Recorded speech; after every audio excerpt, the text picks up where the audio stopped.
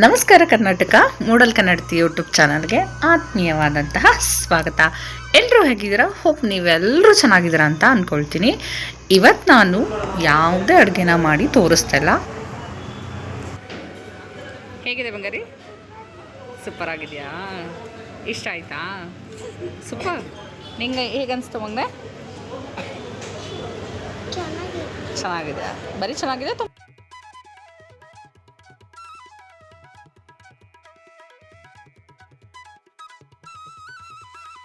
ನನ್ನ ಮಕ್ಕಳಿಗಂತೂ ಬೆಣ್ಣೆ ದೋಸೆ ತುಂಬಾ ಇಷ್ಟ ಆಯಿತು. ನಾವು ಪ್ರತಿ ಬಾರಿ ಈ ರೋಡ್ನಲ್ಲಿ ಬಂದಾಗ್ಲೂ ಯಾವತ್ತೂ ಮಿಸ್ ಮಾಡ್ದೇ ಇಲ್ಲಿಗೆ ಬಂದು ಫ್ಯಾಮಿಲಿ ಸಮೇತ ಬೆಣ್ಣೆ ದೋಸೆನ ತಿಂದು ಹೋಗ್ತೀವಿ. ಯಾವಾಗಲೂ ಅಷ್ಟೇ ರುಚಿಯಾಗಿರುತ್ತೆ.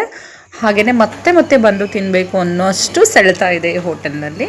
ಹೌದು, ನಾನು ಹೇಳ್ತಿರೋದು ಮಹಾಲಕ್ಷ್ಮಿ ಲೇಔಟ್ನಲ್ಲಿರುವಂತಹ ದಾವಣಗೆರೆ ಬೆಣ್ಣೆ ದೋಸೆ ಬಗ್ಗೆ.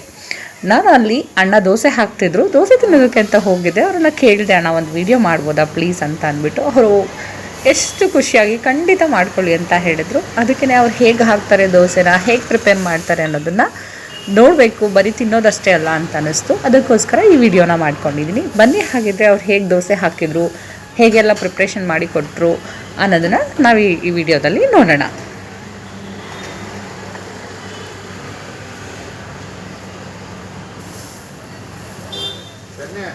ಇವರಲ್ಲಿ 4 ಥರ ದೋಸೆ ಸಿಗುತ್ತೆ. ಒಂದು ಬೆಣ್ಣೆ ಪ್ಲೇನ್ ದೋಸೆ, ಬೆಣ್ಣೆ ಮಸಾಲೆ ದೋಸೆ, ಬೆಣ್ಣೆ ಸೆಟ್ ದೋಸೆ, ಬೆಣ್ಣೆ ಓಪನ್ ದೋಸೆ, ಅದು ಸ್ಪೆಷಲ್ ಅಂತೆ. ಪಡ್ಡು ಸಿಗುತ್ತೆ.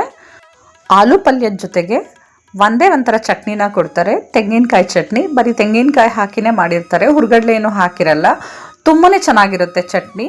ಸ್ಪೆಷಲ್ ದೋಸೆಗೆ ಗಟ್ಟಿ ಚಟ್ನಿನ ಕೊಡ್ತಾರೆ, ದೋಸೆ ಮಧ್ಯದಲ್ಲೇ ಇಟ್ಟು. ಇನ್ನು ಉಳಿದಿದ್ದಕ್ಕೆ ಮಾಮೂಲಿ ಚಟ್ನಿನ ಕೊಡ್ತಾರೆ. ಒಂದೇ ಥರ ಚಟ್ನಿ ಆದ್ರೂ ಕೂಡ ತುಂಬಾ ಚೆನ್ನಾಗಿರುತ್ತೆ. ಚಟ್ನಿ ಅಂತೂ ಟೇಸ್ಟಿಯಾಗಿತ್ತು. ನಾವು ಯಾವಾಗ ಹೋದ್ರೂ ಕೂಡ ಮಿಸ್ ಮಾಡದೆ ತಿಂದು ಬರ್ತೀವಿ. ಹಾಗಾಗಿ ಒಂದು ವಿಡಿಯೋ ಕೂಡ ಮಾಡಿಕೊಂಡೆ ಈ ಸಲ. ತುಂಬಾ ಚೆನ್ನಾಗಿತ್ತು. ನಿಮ್ಗೆ ಯಾರಿಗಾದ್ರೂ ಗೊತ್ತಿದ್ದರೆ, ನೀವು ಯಾರಾದರೂ ಅಲ್ಲಿ ತಿಂದಿದ್ರೆ ಕಮೆಂಟ್ನ ಮಾಡಿ. ಗೊತ್ತಿಲ್ಲದೆ ಇರೋರೊಮ್ಮೆ ಹೋಗಿ ಟ್ರೈ ಮಾಡಿ ನೋಡಿ. ತುಂಬ ಬೇರೆ ಬೇರೆ ಥರದ ಫುಡ್ಡನ್ನ ಟ್ರೈ ಮಾಡಬೇಕು, ಬೇರೆ ಬೇರೆ ಕಡೆ ಟ್ರೈ ಮಾಡಬೇಕು ಅನ್ನೋರಿಗೆ ಈ ಜಾಗ ಕೂಡ ಒಮ್ಮೆ ಒಂದ್ಸಲ ಫ್ಯಾಮಿಲಿ ಜೊತೆ, ಫ್ರೆಂಡ್ಸ್ ಜೊತೆ ಹೋಗಿ ಟೇಸ್ಟ್ ಮಾಡಿ ನೋಡಿ, ಹೇಗೆ ಅನಿಸ್ತು ಅಂತ ಹೇಳಿ. ದಾವಣಗೆರೆ ಬೆಣ್ಣೆ ದೋಸೆದು ಮತ್ತೊಂದು ವಿಶೇಷ ಅಂತಂದರೆ ಅವರು ಸೌದೆ ಒಲೆಯಲ್ಲಿ ಮಾಡ್ತಾರೆ. ಅದರಿಂದ ರುಚಿ ಒಂದು ಕೈ ಜಾಸ್ತಿನೇ ಇರುತ್ತೆ. ಇಲ್ಲಿ ರೈಸ್ ಆ ಥರದ್ದೇನು ಸಿಗಲ್ಲ, ಬರೀ ದೋಸೆ ಪಡ್ಡು ಮಾತ್ರ. ಇಡ್ಲಿ ಕೂಡ ಸಿಗಲ್ಲ, ಬರೀ ದೋಸೆನೇ. ದೋಸೆ ಪ್ರಿಯರು ಯಾರೆಲ್ಲ ಇರ್ತೀರಾ ಅವರೆಲ್ಲರೂ ಕೂಡ ಒಂದು ಈವ್ನಿಂಗ್ ಕಾಫಿ ಟೈಮಲ್ಲಿ ದೋಸೆನ ತಿನ್ಕೊಂಡು ಬರೋದಕ್ಕೆ ಚೆನ್ನಾಗಿರುತ್ತೆ. ಬೆಣ್ಣೆನೂ ಕೂಡ ಅಷ್ಟೇ, ನೀವೇ ನೋಡ್ತಿದ್ದೀರಾ 2 ರೌಂಡ್ ಹಾಕಿದ್ರು, ಎಷ್ಟೊಂದು ಹೇರಳವಾಗಿ ಹಾಕಿದ್ರು ಅಂತ ಅಂದ್ಬಿಟ್ಟು. ಈ ದೋಸೆನ ತಿಂದಮೇಲೆ ಕೂಡ ಕೈನ ಸ್ಮೆಲ್ ಮಾಡಿ ನೋಡಿದ್ರೆ ದೋಸೆ ತಿಂದು ಬಂದಿದ್ವಿ ದಾವಣಗೆರೆ ಬೆಣ್ಣೆ ದೋಸೆನ ಅಂತ ಅಂದ್ಬಿಟ್ಟು ಹಾಗೆ ಸ್ಮೆಲ್ ಇರುತ್ತೆ. ಕೈಯಲ್ಲಿ ಜಿಟ್ಟು ಕೂಡ ಹಾಗೇ ಇರುತ್ತೆ, ಚೆನ್ನಾಗಿರುತ್ತೆ. ದಾವಣಗೆರೆ ಬೆಣ್ಣೆ ದೋಸೆನೇ ಅಂದರೆ ಹಾಗೆ ಅಲ್ವಾ, ಬೆಣ್ಣೆನೇ ಅದಕ್ಕೆ ಇಂಪಾರ್ಟೆಂಟು. ಮತ್ತು ನಾನು ಪಬ್ಲಿಕ್ ಪ್ಲೇಸಲ್ಲಿ ಫಸ್ಟ್ ಟೈಮ್ ವಿಡಿಯೋನ ಮಾಡ್ತಿರೋದು. ಸರಿಯಾಗಿ ವಿಡಿಯೋ ಬಂದಿದೆಯೋ ಇಲ್ವೋ ಅನ್ನೋದು ಕೂಡ ಗೊತ್ತಾಗ್ತಿಲ್ಲ. ವಿಡಿಯೋ ಸರಿ ಇಲ್ಲ ಅಂತಂದರೆ ಏನೋ ಅಂದ್ಕೋಬೇಡಿ. ಕ್ಲಾರಿಟಿ ಅಥವಾ ಡಿಸ್ಟರ್ಬೆನ್ಸ್ ಏನಾದರೂ ಇದ್ದರೆ ಏನೋ ಅಂದ್ಕೋಬೇಡಿ. ನೆಕ್ಸ್ಟ್ ಟೈಮ್ ಅದನ್ನು ನಾನು ಸರಿ ಮಾಡ್ಕೊಳ್ತೀನಿ.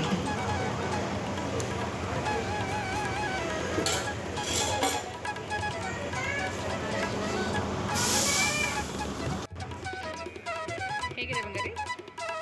ಸೂಪರ್ ಆಗಿದೆಯಾ? ಇಷ್ಟ ಆಯ್ತಾ? ಸೂಪರ್. ನಿಂಗೆ ಹೇಗೆ ಅನಿಸ್ತು ಮುಂದೆ? ಚೆನ್ನಾಗಿದೆ. ಬರೀ ಚೆನ್ನಾಗಿದೆ, ತುಂಬ ಚೆನ್ನಾಗಿದೆ. ಮತ್ತು ಈ ಹೋಟೆಲ್ ಇರೋದು ಮಹಾಲಕ್ಷ್ಮಿ ಲೇಔಟ್ನ 12th ಮೇನ್ ಕ್ರಾಸಲ್ಲಿ. ಈ ಹೋಟೆಲಿಂದ ಸ್ವಲ್ಪ ಡೌನ್ ಬಂದರೆ ಪಂಚಮುಖಿ ಗಣಪತಿ ದೇವಸ್ಥಾನ ಇದೆ.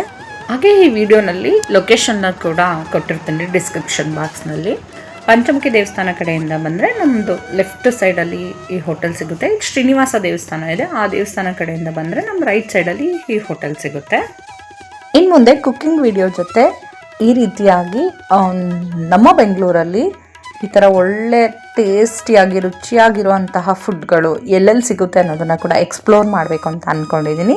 ಪ್ಲೀಸ್ ಸಪೋರ್ಟ್ ಮಾಡಿ. ಹಾಗೆಯೇ ಈ ವಿಡಿಯೋ ನಿಮಗೆ ಇಷ್ಟ ಆಗಿದ್ದರೆ ಲೈಕ್ ಮಾಡಿ, ಶೇರ್ ಮಾಡಿ. ಪ್ಲೀಸ್ ನನ್ನ ಚಾನಲ್ನ ಸಬ್ಸ್ಕ್ರೈಬ್ ಮಾಡ್ಕೊಳ್ಳಿ. ನಿಮ್ಮ ಫ್ಯಾಮಿಲಿ ಮತ್ತು ನಿಮ್ಮ ಫ್ರೆಂಡ್ಸ್ಗೂ ಕೂಡ ಹೇಳಿ ಸಬ್ಸ್ಕ್ರೈಬ್ ಮಾಡ್ಕೊಳ್ಳೋದಕ್ಕೆ. ಥ್ಯಾಂಕ್ ಯು ಸೋ ಮಚ್ ಈ ವಿಡಿಯೋನ ನೋಡೋದಕ್ಕೆ.